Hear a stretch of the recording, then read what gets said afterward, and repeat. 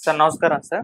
నమస్తే అండి. సార్ బాలకృష్ణ గారు ఒక ఇంటర్వ్యూలో తనని జీవితాంతం వెంటాడే ఒక బాధ గురించైతే షేర్ చేసుకోవడం జరిగింది సార్. అదేంటంటే తన పెళ్ళికి తండ్రి గారైన రామారావు గారు రాలేదని, అన్నగారైన హరికృష్ణ గారు వీళ్ళిద్దరూ కూడా రాకపోవడమే అని చెప్పడం జరిగింది. ఇదంతా కూడా తనని జీవితాంతం కూడా వెంటాడే బాధని కూడా ఆయన చెప్తూ రావడం జరిగింది. అయితే ఇప్పుడున్న తరం వాళ్ళకి చాలా మందికి షాకింగ్ గా అనిపించింది. సో రామారావు గారు ఎందుకు పెళ్లికి రాలేదు బాలకృష్ణ గారి పెళ్లికి అని చెప్పేసి. దీనికి సంబంధించి అప్పుడు ఏం జరిగింది, మరి రాకపోవడానికి గల కారణాలు ఏంటి సార్? లేదు అందరికీ తెలిసిన విషయం ఇది. అంటే ఆయన ఎలా ఉండేవాడు అంటే తన కమిట్మెంట్స్ కి ప్రథమ ప్రాధాన్యత ఇచ్చేవాడు. ఆ కమిట్మెంట్స్ కి ఒక్కొక్కసారి ఇంటి సంబంధమైనటువంటి కార్యక్రమాలు ఏవైనా ఉంటే ఆయన లేదు నేను అనుకోకుండా మీకు కమిట్మెంట్ ఇచ్చాను, కానీ నాకు ఇక్కడ మా ఇంట్లో పని ఉంది, లేకపోతే ఇంట్లో ఈ సమస్య ఉంది, లేకపోతే ఈ ఉత్సవం ఉంది, ఈ పెళ్లి ఉంది అని చెప్పి అవతల తను కమిట్ అయినటువంటి వ్యవహారాన్ని వాయిదా వేయటం అనేది ఆయనకి ఇష్టం ఉండేది కాదు. ఓకే.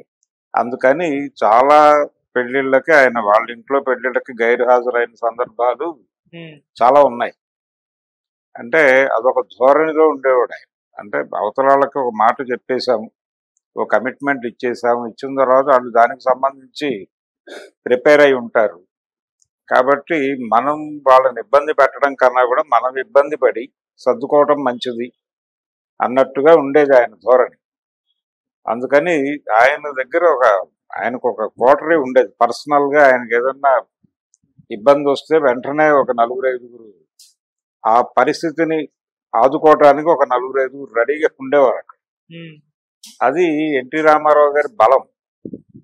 ఆ బలం అనేది చాలా మంది దగ్గర కనిపించదు. ఆ క్రైసిస్ ఏదైనా రాగానే వెంటనే షేర్ చేసుకోవడానికి ఒక బ్యాచ్ ఉండేది.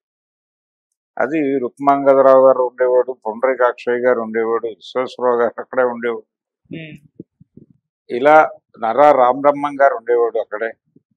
ఇది ఒక బ్యాచ్ ఉండేది అక్కడ. ఆ బ్యాచ్ డివిఎస్ రాజు గారు అడపాదడప, వీళ్ళందరూ దేవివర ప్రసాద్, వీళ్ళందరూ ఉండేవాళ్ళు అక్కడే. కాబట్టి ఏ కండిషన్ వచ్చినా ఏది వచ్చినా వాళ్ళు చూసుకునేవారు. వాళ్ళు చూసుకుంటారు అనేటువంటి భరోసాలో ఈయన ధీమాగా తను కమిట్ అయినటువంటి పనులకు వెళ్ళిపోయేవాడు. ఇక్కడ వీళ్ళు ఏమనుకుంటారు అనే దాంతో సంబంధం లేదు, పని జరిగిందా లేదా అన్నది ఒకటే పాయింట్. ఈ పని వీళ్ళు చేసుకుంటారు, మనం వెళ్ళి అక్కడ కమిట్మెంట్ చూసుకుందాం అనే ధోరణిలో ఉండేవాడు.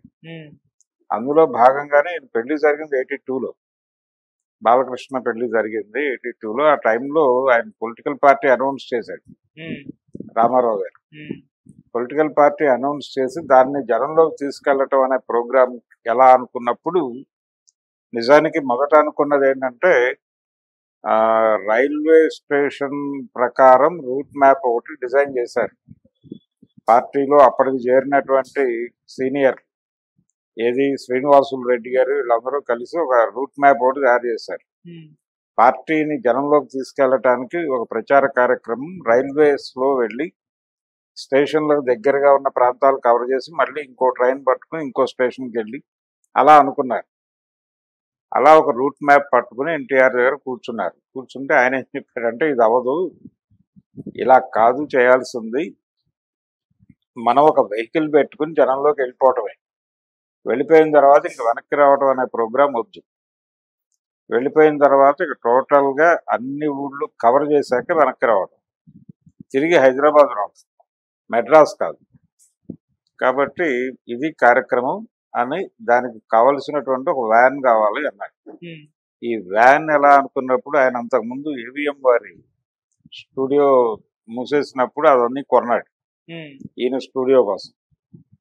కొన్నప్పుడు అక్కడ ఒక వ్యాన్ ఫ్లోర్ల మధ్య తిరగడం కోసం ఉన్నటువంటి ఒక వెహికల్ ఒకటి వాళ్ళు అది కూడా తీసేసుకుంటే అయిపోతుంది కదా అని అన్నప్పుడు ఈయన సరే అని అది కూడా తీసుకొచ్చి ఇక్కడ పడేశాడు. అది ఎందుకు దేనికి వాడాలో తెలియదు ఆయనకి, అవసరం లేదు దాంతో, కానీ దాంతో పాటు వచ్చేసింది, ఆ ప్యాకేజీతో పాటు వచ్చేసింది, అది అక్కడ పడి ఉండేది. అప్పుడు ఆయన బుర్రలో ఒక ఐడియా మెదిలింది. అదేంటంటే దాన్ని మనం బాగు చేసి దానికే ఒక చైతన్య రథం అనేటువంటి ఒక పేరు పెట్టి దాని మీద మొత్తం స్టేట్ అంతా తిరిగేస్తే పని అయిపోతుంది అని ఒక ఫ్లాష్ తట్టింది. ఇది అప్పటి వరకు దేశంలో ఏ రాజకీయ నాయకుడు అనుసరించినటువంటి పద్ధతి. ఆ తర్వాత మొదలైంది ఇలా వ్యానుల్లో ప్రచారం చేయటం అనే కార్యక్రమం ఆయనే నాంది పలికాడు.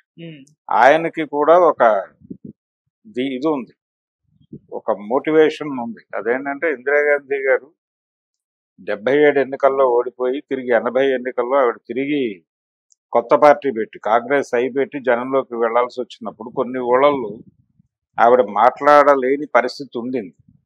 ఉన్నప్పుడు ఆవిడ ఏం చేసేదంటే కొన్ని ఊళ్ళు రూట్ చేసి జస్ట్ లైట్ల మధ్యలో ఆవిడ ఆ ఊరి నుంచి ప్రయాణం చేస్తుంది, చెయ్యొచ్చు అంతే, అక్కడే మాట్లాడుతుంది. అలా ట్రావెల్ చేయటం ద్వారా ప్రచారం చేసేసి ఆవిడ బిజీగా ఉంది, ఆవిడ మాట్లాడలేని పరిస్థితిలో కూడా మిమ్మల్ని చూడటం కోసం వచ్చారు అని వెనకాల నాయకులు మాట్లాడుతూ ఉండేవాడు. ఆవిడ మాత్రం అలా మూవ్ అయి వెళ్ళిపోయారు. ఇది ఇన్స్పిరేషన్. అక్కడి నుంచి ఒక ఐడియా తీసుకుని మనం ప్రతి ఊళ్ళోనూ ఆగి మాట్లాడి జనాలతో వాళ్ళ కష్టాలు ఏంటో తెలుసుకుని అవి తీర్చడం కోసమే నేను వచ్చానని చెప్పి ఒక డైలాగ్ పెట్టేస్తే సాలిడ్ గా ఉంటుంది అని ఆయన అనుకున్నాడు. అనుకుని ఒక ప్రోగ్రామ్ డిజైన్ చేసి మరి ఎవరు నడపాలి కారు, ఈ చైతన్య రథం నడిపేది ఎవరు అనుకున్నప్పుడు ఆల్రెడీ ఆయన దగ్గర ఒక 2 డ్రైవర్లు ఉన్నారు, వాళ్ళు మాత్రమే కాదు ఇంకొక పర్సన్ కూడా ఉండాలి అనుకుని హరికృష్ణని తీసుకున్నాడు. హరికృష్ణ చైతన్య రథసారథి అనే టైటిల్ ఉంది ఇప్పటికే ఆయన.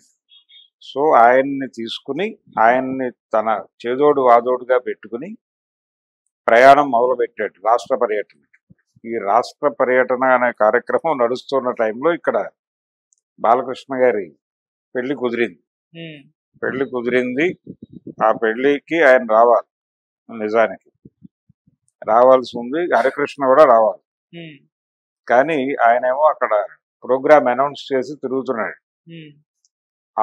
ఒక 2 రోజులు దాన్ని వదిలిపెట్టేస్తే కార్యక్రమం షెడ్యూల్ మొత్తం డ్యామేజ్ అవుతుంది. అప్పటికే జనాల పరిస్థితి ఎలా ఉండేదంటే రామారావు గారు ఒక ఊరికి 3ంటికి వస్తాను అని చెబితే ఏది మధ్యాహ్నం 3ంటికి వస్తానని చెప్పి తెల్లారుజామున 3ంటికి వచ్చినప్పటికీ జనాలు అలాగే ఉండేవాళ్ళు, అక్కడే వంటలు చేసుకుని తినేవాళ్ళు రోడ్ల మీద. అదొక విచిత్రమైన పరిస్థితి.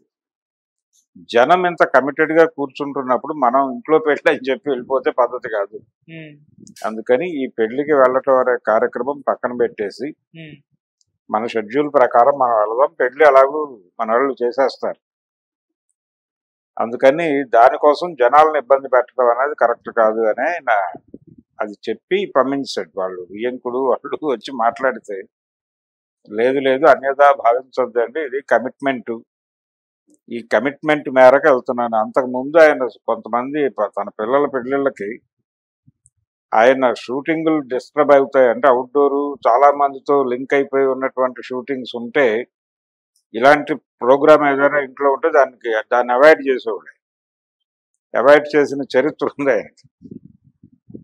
అదే సందర్భంలో తను ఖాళీగా ఉన్నప్పుడు తన దగ్గర పనిచేసే స్టాఫ్ లేకపోతే ఏదో స్టూడియోలో పనిచేసే లైట్ బాయ్ ఎవడన్నా వచ్చి మా ఇంట్లో పెళ్లి మీరు రావాలంటే లేజర్గా ఉంటే షెడ్యూల్ అయిన లేకపోతే వెళ్ళిపోయాడు. అది ఉండేది. ఇప్పుడు పీతాంబరం గారి కొడుకు ఈ మధ్య కాలంలో ఇంటర్వ్యూలు ఇస్తున్నాడు. ఆయన మా ఇంట్లో ఏదన్నా జరిగితే రామారావు గారు ఎంజీఆర్ ఇద్దరు వచ్చి ఆశీర్వదించి వెళ్ళేవాళ్ళు అని చెప్పాడు. ఎప్పుడు వెళ్ళేవాళ్ళు వీళ్ళంటే ఖాళీగా ఉన్నప్పుడు, అవకాశం దొరికితే వెళ్ళేవాళ్ళు, లేకపోతే లేదు. వీళ్ళ కమిట్మెంట్స్కే ప్రథమ ప్రాధాన్యత. ఆ కమిట్మెంట్స్ లేనప్పుడు మాత్రమే లీజర్ కార్యక్రమాల కింద చూసేవాళ్ళు. అందుకని ఆ కమిట్మెంట్స్ మేరకు ఏది ఉన్నా ఆయన ఎలవ్ చేసేవాడు కాదు. అందులో భాగంగా పైగా తెలుగుదేశం అనౌన్స్ చేసిన టైం అది. ఆ హడావిడిలో ఉన్నాడు ఆయన. పార్టీని జనంలోకి తీసుకెళ్ళాలి అనేటువంటి ఒక ప్రోగ్రాంలో ఉండి ఆయనేమో హరికృష్ణని టోటల్గా తనతో ఉంచేసుకున్నాడు. ఆయన తప్ప ఇంకెవరిని అలౌ చేయలేదు, పాలిటిక్స్లోకి ఎవరిని అలౌ చేయలేదు. అలాగే బాలకృష్ణ 1-2 సార్లు అక్కడ నిమ్మకూరులో జరిగిన ఒక కార్యక్రమంలో ఎల్వి ప్రసాద్ గారు నందమూరి బాలకృష్ణ ఇద్దరు పాల్గొన్నారు. అక్కడ ఈయన చాలా చిన్న కుర్రాడు, పార్టిసిపేట్ చేస్తే ఆయన అలౌ చేయలే, అక్కడ కూడా వద్దని చెప్పాడు. ఎందుకంటే నువ్వు వేరే కెరీర్ ఎంచుకో, నీ లైఫ్ నువ్వు చూస్ చేసుకుని నీ పద్ధతిలో నువ్వు వెళ్ళు, అంతే తప్ప నాతో పాటు ట్రావెల్ కావటం అనేది అది కుదరదు. ఆ రకమైనటువంటి వారసత్వాలను నేను ప్రోత్సహించను అని చెప్పి పంపించాడు. అది బాలకృష్ణతో ఓపెన్ గా చెప్పిన మాటే. అందుకని ఎవరిని సెక్రటేరియట్ కూడా అలౌ చేసేవాడు కాదు ఆయన. తన పిల్లలు ఎవరు వెళ్ళేవాళ్ళు కాదు. వెళ్ళేవాడు ఏదన్నా ఉంటే ఎవరితోనన్నా చెప్పి కబురు పెట్టేవాళ్ళు తప్ప స్ట్రైట్ గా ఎవరిని అలౌ చేసేవాడు కాదు ఆయన. స్తంభం చాటు నుంచి మాట్లాడటం అనే పద్ధతే ఉండేది అక్కడ, భాషా పద్ధతి. ఆ ప్రెజర్ ఫీల్ అయ్యేవాళ్ళు పిల్లలు. అంటే ఆయన పరమ బిజీ, ఎక్కడా దొరకడు, దొరికినప్పుడు కూడా మాట్లాడటానికి చాలా కత్తెరలు ఉంటాయి, స్తంభాల చాటు నుంచి విషయం చెప్పాల్సిన పరిస్థితి. ఈ రకమైనటువంటి ఇబ్బంది ఎన్టీ రామారావు గారి పిల్లలందరూ కూడా సఫర్ అయ్యారు.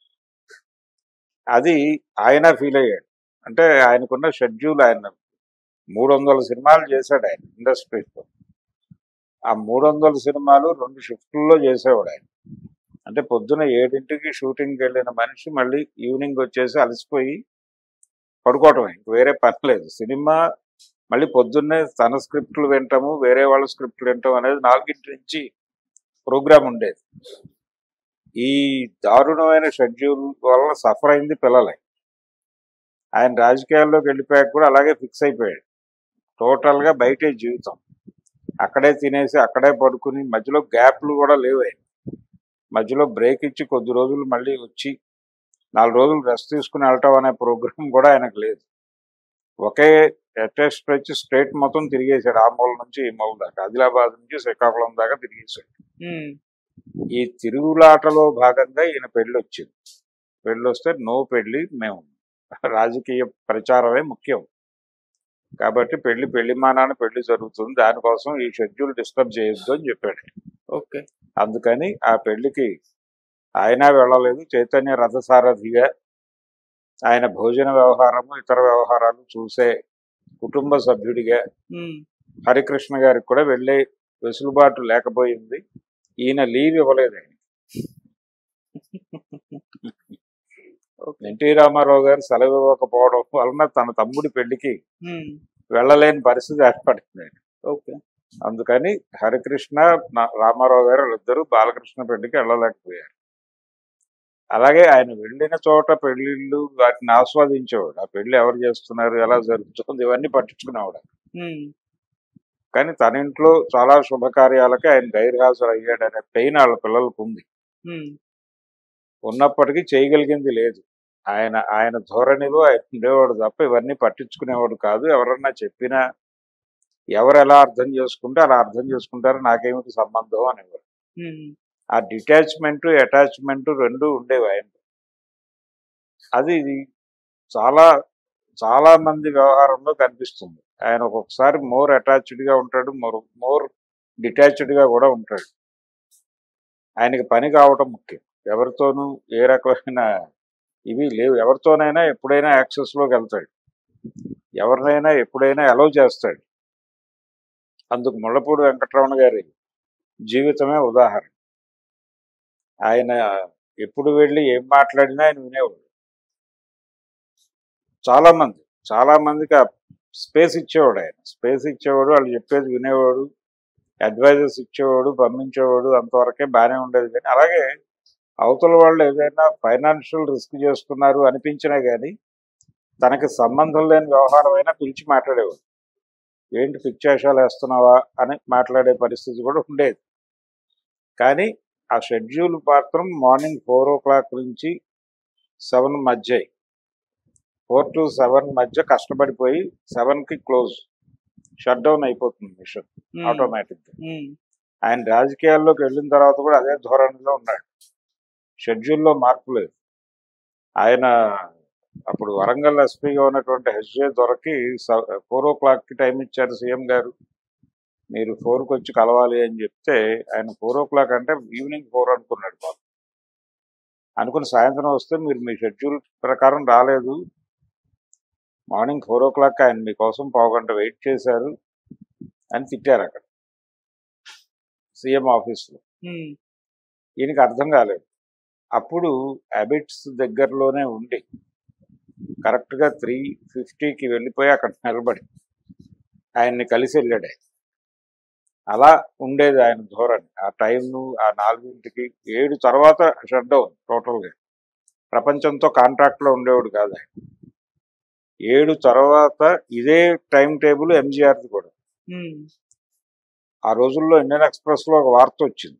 అదేంటంటే ఏదైనా డిజాస్టర్ జరిగితే, ఏదైనా అత్యవసర విషయం మాట్లాడాలంటే ఆంధ్రప్రదేశ్, తమిళనాడు ముఖ్యమంత్రులు ఇద్దరూ 7 తర్వాత యాక్సెస్ అవ్వరు. ఇది ఎలా చేయాలో మాకు ఎవరికి కమ్యూనికేట్ చేయాలో అర్థం కావట్లేదని కేంద్ర హోంశాఖ పార్లమెంట్లో బాధపడినటువంటి ఒక సందర్భం పేపర్లో ప్రముఖంగా వచ్చింది. ఆఫ్టర్ 7 ఎలా కమ్యూనికేట్ చేయాలి వీళ్ళిద్దరికి. అంతే, వాళ్ళు పట్టించుకోలేదు దాన్ని. పార్లమెంట్లో చర్చ జరిగినప్పటికీ వీళ్ళు పట్టించుకోలేదు. ఇది మా ప్రోగ్రామ్, ఇలాగే ఉంటామని చెప్పారు. అలా ఉండేది. Okay sir, thank you so much sir. Thank you.